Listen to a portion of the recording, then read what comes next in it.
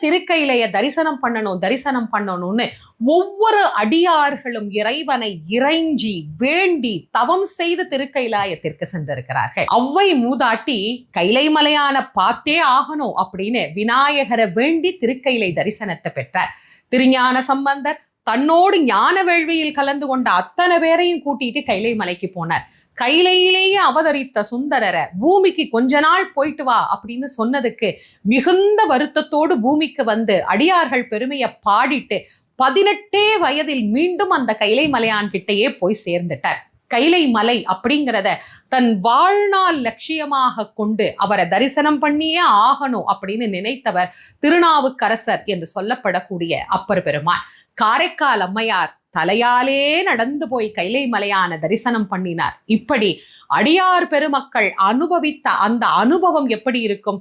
அவங்களாலையும் சொல்ல முடியாது, நம்மாலையும்